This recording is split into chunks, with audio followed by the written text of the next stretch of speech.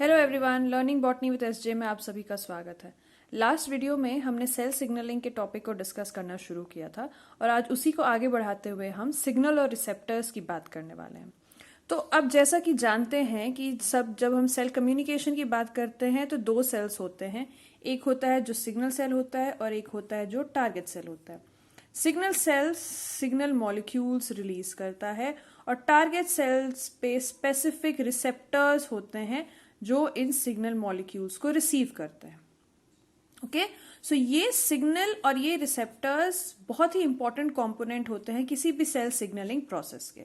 तो अगर हम सिग्नल्स की बात करें तो signals are heterogeneous compounds, they are chemically heterogeneous compounds, मतलब इनका नेचर बहुत वैरी कर सकता है, बहुत अलग अलग टाइप के सिग्नल मॉलिक्यूल्स हो सकते हैं और ये अलग अलग टाइप्स के होते हैं based on how they are produced. तो अगर उसकी बात करें हम तो एक हो जाएगा हमारा मेम्ब्रेन बाउंड, ऑलराइट, एक हमारा हो जाएगा जो कि मेम्ब्रेन बाउंड सिग्नल है और दूसरा सिग्नल मॉलिक्यूल हो जाएगा एक्स्ट्रा सेल्यूलर। ओके, दूसरा हो जाएगा extra cellular signal molecule.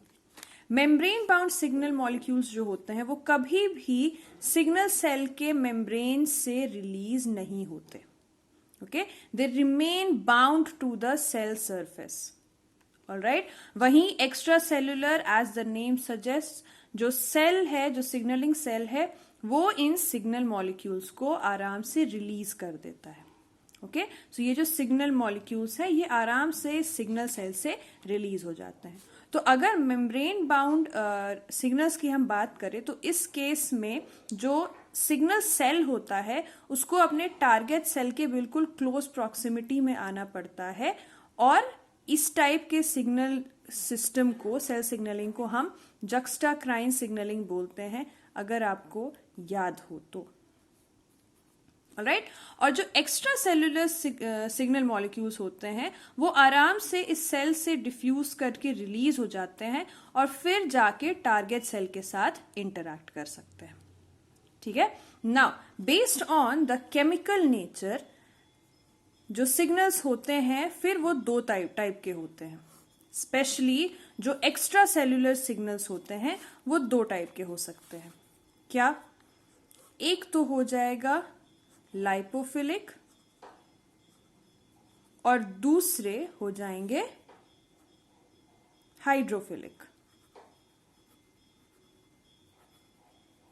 Okay, सो लाइपोफिलिक का मतलब हो जाएगा लिपिड लविंग, ऑब्वियसली।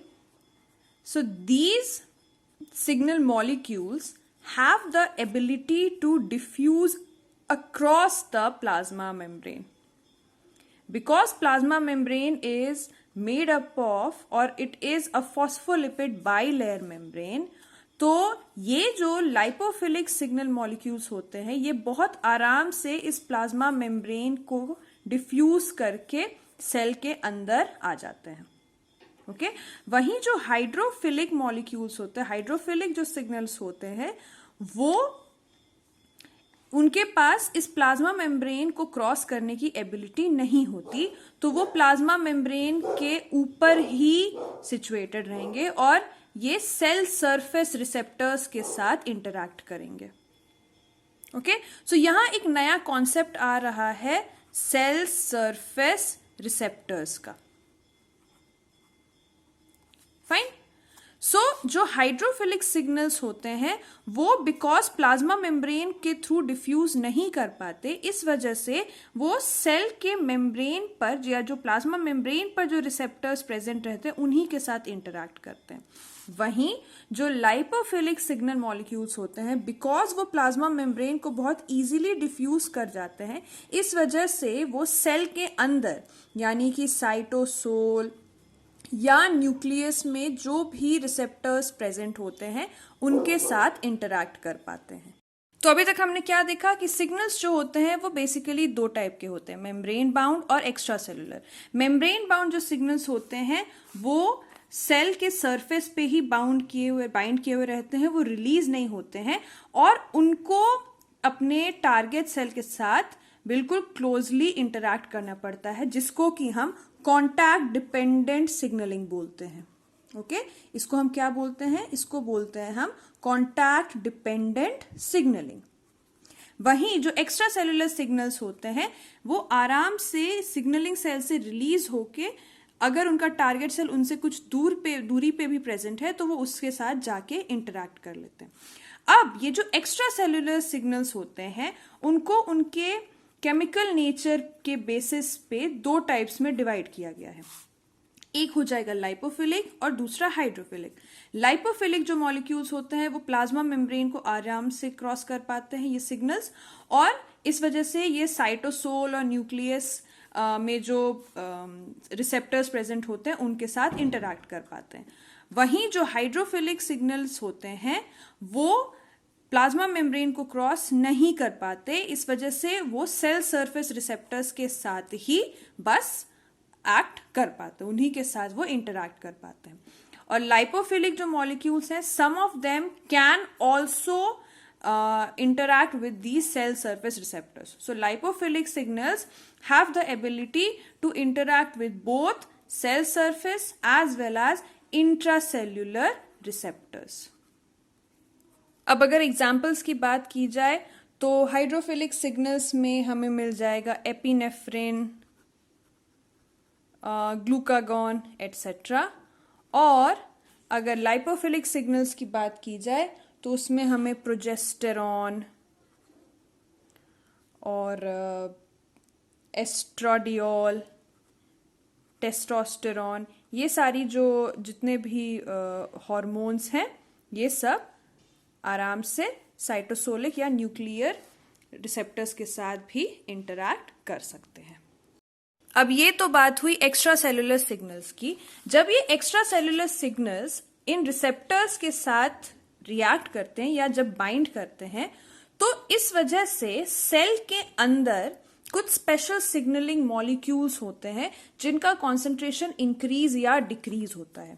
ओके, सो इन इंट्रासेल्यूलर सिग्नल मॉलिक्यूल्स को, ये जो इंट्रासेल्यूलर सिग्नल मॉलिक्यूल्स हैं इनको हम सेकेंड मैसेंजर्स बोलते हैं। ओके, इनको हम बोलते हैं सेकेंड मैसेंजर्स। सो इनकी कॉन्सेंट्रेशन जो है वो इन्हीं एक्स्ट्रा सेलुलर सिग्नल्स के रिस्पॉन्स में इंक्रीज या डिक्रीज होती है। ओके, और ये जो सेकेंड मैसेंजर्स हैं ये फिर सेल के अंदर, मतलब इनसाइड द सेल, ये जितना भी सिग्नल ट्रांसडक्शन का प्रोसेस है उसको फिर ये रेगुलेट करते हैं। ओके, अलग अलग टाइप के इंजाइम्स की एक्टिविटी को इन्हांस करना या इनहिबिट करना, जेनेटिक लेवल पे जो भी अलग अलग प्रोसेसेस होते हैं, ट्रांसक्रिप्शन, ट्रांसलेशन, उनको ये सेकेंड मैसेंजर्स ही फिर रेगुलेट करते हैं।